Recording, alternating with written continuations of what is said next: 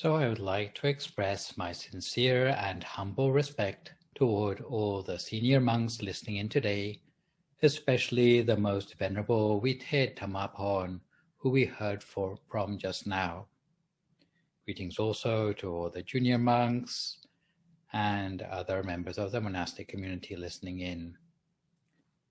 Welcome everyone joining in today. It's very exciting for me to be part of the Global Vesak Forum today. I don't think we ever heard the word virtual Vesak before this year, but now we are hearing it everywhere in our Buddhist community. It's said that a picture is worth 1,000 words, so I'll illustrate my little talk today with slides from PowerPoint. I've been asked today to talk a little bit about Vesak outside Asia, and really I'm going to emphasize the United States, because I think what is being done for Vesak in the United States is probably more interesting than in Europe from my experience of living in both places. So I'm coming to you today from Southern California, where it's still early on Sunday morning. And I'd like to paint a little bit of a picture about what we're dealing with in the United States. The United States is a special country founded by a lot of people who fled from other countries because they had experienced religious persecution. Many people had to risk their lives in order to practice their religion, and to escape that sort of threat, they decided to make sure that the country they established in America would guarantee people's religious freedom. So from the very start in America, when they were framing the constitution of the country, they tried to ensure that everyone has the right to practice their religion. So the very first amendment of the US Constitution required that no one shall make a law to prohibit the establishment of religion or prohibit the free exercise of religion. So whatever your religion is, if it is a religion, then you get to practice it, and no one can really interfere with that. So the US is a very good country for those who are Buddhists to practice their religion, at least in theory. But what we also find is that most of the founding fathers of the USA were Christians. So everywhere you go in the United States, the word religion comes together with the word God. And the motto, "In God We Trust," is displayed prominently in the law courts and printed on every dollar bill. So sometimes Americans are unfamiliar with what exactly Buddhists believe in, if they're not believing in God. It leaves Buddhists with a lot of explaining to do. Going back to the time of President Obama, he had a pretty positive outlook about Buddhism generally. And with the official recognition of Vesak Day in the United Nations, the president was quite supportive. When he went to Thailand, President Obama even took Hillary Clinton on a tour of Wat Po, the temple of the reclining Buddha. As for the current president and the former president in Mar-a-Lago, the attitude to Buddhism remains to be seen. Nonetheless, Buddhism is well established in the United States. And you will hear a little bit more about this later on from Prat Cruz and It Wong, Wuti Wang So. But the United Nations headquarters is in New York, and the recognition as an international festival in 1999, while in most part due to the Sri Lankan delegation, has helped to put Buddhism very much on the map of the world religions in the United States. The actual numbers of Buddhists in the United States, it's about 1.2% of the population, but because there's so many people living in the United States, that adds up to about 4.2 million people who self-identify as Buddhists. And that's from the most recent 2020 census. What you notice is that the number of Buddhists has gone up by about 16% in the last 10 years. So Buddhism is growing in the United States. It's growing quite fast, not as fast as some religions, but certainly expanding. Furthermore, the influence of Buddhism goes beyond those who self-identify as Buddhists. There are many more who like Buddhism and sympathize with Buddhists. Many want to integrate Buddhist wisdom into their ideas, even if they don't want to change their religion, to call themselves a Buddhist. Research by Wuthnau and Cage in 2003 estimated that 1 in 7 Americans, so that's 41 million Americans, claimed that they had a fair amount of contact with Buddhists, and 1 in 8 Americans, so that's 36 million Americans, believe that Buddhist teachings or practices have led to an important influence on their religion or on their spirituality. The earliest American Vesak celebration which I could find goes back to about 1981. It was organized by the Ambedkar movement, which some of you will be familiar with since it originated from India, when they were celebrating the 2525th anniversary of the Buddha's enlightenment. So this is going back some years. In more recent years, the size of the ceremonies has increased. Here we see the Buddhist Council of America from Detroit organized an international Vesak Day celebration, purportedly the world's biggest annual Buddhist festival. Well, it might not be the biggest, but it certainly was quite a big one. And this is from the year 2019. In my own temple in Southern California, we also like to gather together monks from many different traditions to make what is known as the International Vesak Day. Again, these pictures are from 2019 in my temple in Azusa. Generally speaking, we try to invite about 150 monks from different temples in the area. You may be surprised that there are so many monks in Los Angeles.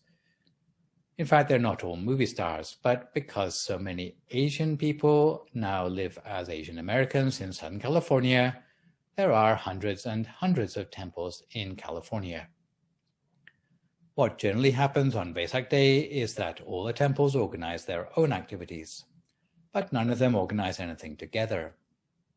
So in our Dhammakaya temple, we feel it's very important for the Buddhist community, even from different traditions, to get along with one another.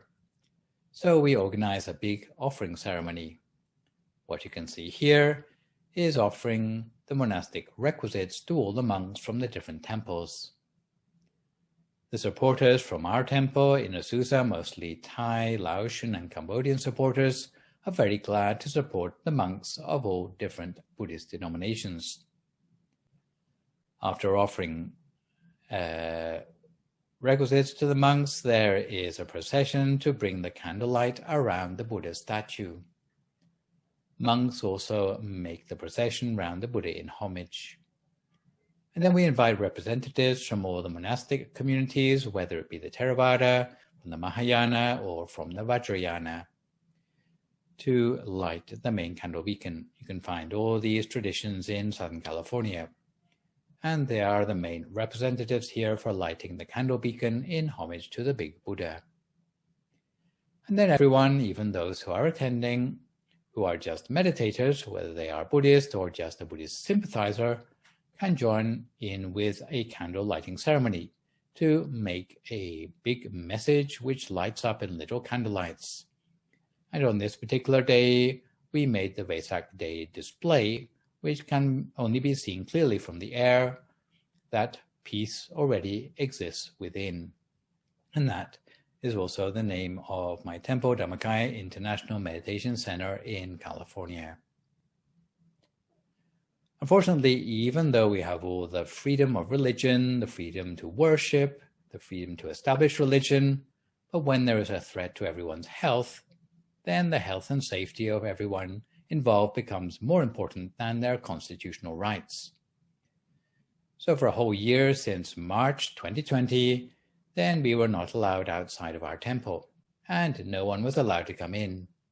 This was a major problem for monks in any temple because they have no support from the outside world if they have no visitors. So for a long time, the supporters of our temple had to give food over the fence, and we were wearing gloves, masks, and visors in order to keep safe. Later on, there was a little bit more relaxation of the restrictions, but we were not allowed to invite any of our supporters into the temple building. You can see we have a very nice building, but we were unable to use it. So anyone who came to the temple had to stay 6 feet apart, and they would come to make offerings in a tent outside the main building. And to the present day, this is like 1.5 years since the pandemic started, we still welcome the supporters to come and meditate and do small ceremonies, but all in a tent outside. Fortunately, in Southern California, it's nice weather. But this is the way of life that we have at the moment in the temple. Maybe if we are very lucky, on June 15th, we can celebrate going back to normal. But we are still dealing with a lot of COVID deaths in the United States.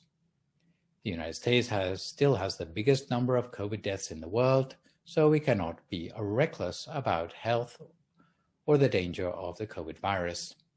So, since COVID struck, this hasn't stopped Buddhists trying to celebrate Vesak Day, but what you can see here is from many of the important monks in the United States, this is a Vesak Day celebration for 2020.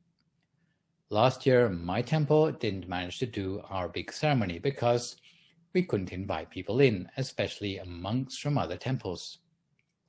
So most temples resorted to virtual Vesaks, but my temple was not very used to teaching online at the time, so it took us a little while to work out how to use Zoom and how to make something worth watching on Zoom that will help maintain the unity and the faith of the Buddhist community in the United States. But some of the silver linings we found as a result of using Zoom was that our community now extends a lot further than the borders of the United States, because from local, we have become more global. Some temples have continued to have some in-person ceremonies, and in this slide you can see the monks all dressed in masks and PPE in order to join a ceremony together. But in our own temple, we didn't allow the monks to come in person, we just kept in contact with them via Zoom. So I would like to say that it has been a struggle. Some religions in the United States have protested that they must have their constitutional rights. They claim that they have the right to gather in their churches, even if it risks their health. They say it is their right also not to wear a mask when they are singing their hymns, despite the risk of spreading COVID. But for the monks in my temple, we have always tried as hard as we can to keep up with the safety of our monks and the lay community. The way we've managed to keep up the activities is mostly by shifting to online activities. So every monk in the temple has become much better at sitting in front of a camera and giving a Dharma talk in front of a computer screen. And this is me engaging in the new normal in front of a chroma key screen. And it's how our monks' lives will probably continue, at least until it comes to the time for health restrictions to be relaxed. On the occasion of Vesak Day, I think it's probably appropriate for me to give a little bit of a Dhamma talk in order that everyone can get more than just knowledge about the United States, but also a little wisdom from listening to my talk today. So what I would like to say to expand on what the Most Venerable Pavite Dhammaporn was already saying about how we can keep up the unity and strength of our Buddhist community.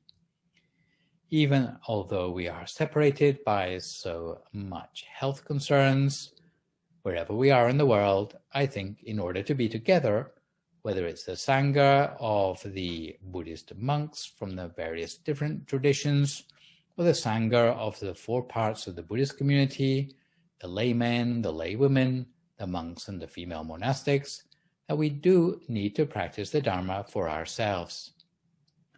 There are many ways to practice Buddhism in the different traditions, but what is important, whatever tradition you practice, is that it should be part of what is known as the Ekalyana Magga, because the Ekalyana Magga, which is found in the Mahasatipatthana Sutta, is known as the single and the beautiful path, which can be the way to an end of all defilements. If we can follow in the footsteps of the Buddha who became enlightened on Vesak Day 2,600 years ago, it would allow us to be close to the Buddha and to allow us to see the Buddha and have the supreme sight or Dasanuttariya of the Buddha on Vesak Day. Then we will have a personal part in keeping alive the tradition of Buddhism. During this time, we should think of the words of the Lord Buddha, which come from the Sangha Sutta, that even though a Buddhist were to hold on to the hem of the Buddha's robe and follow close behind the Buddha step by step, if that Buddhist is still covetous for objects of desire, filled with passions, malevolent-minded, corrupted in thought, unmindful, uncomprehending, unconcentrated, with a wandering mind, with uncontrolled faculties, that Buddhist would still be far from the Buddha.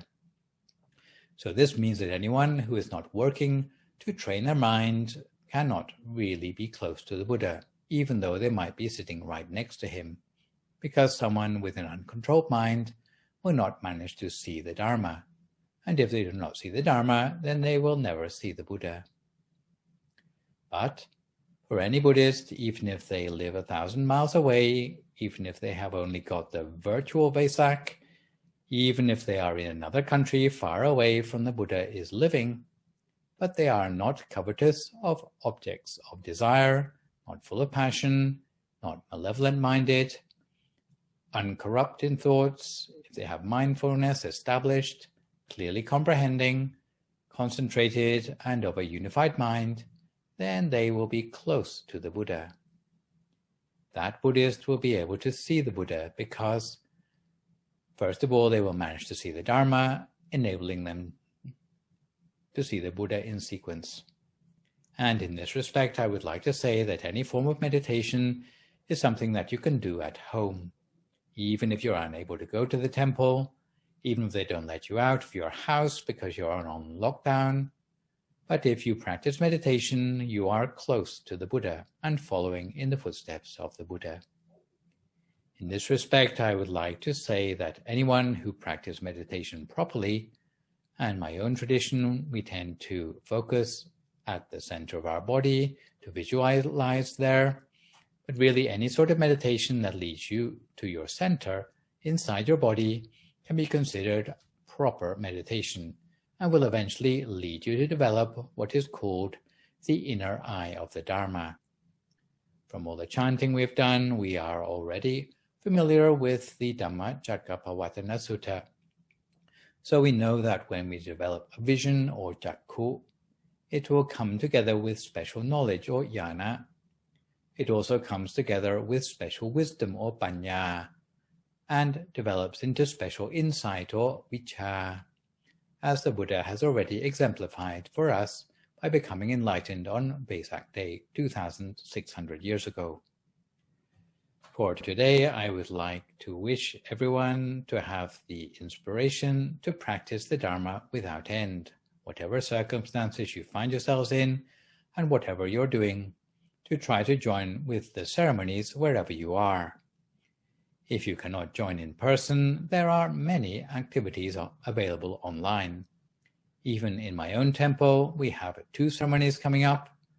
On the actual Vesak Day, on Wednesday, we have Vesak Day online, but we have managed to invite many monks this year since all the monks have now learned to use Zoom by this point in the pandemic.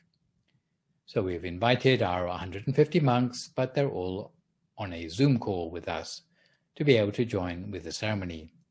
So we are organizing that from 6:45 p.m. onwards, Pacific time, on Wednesday, May the 26th.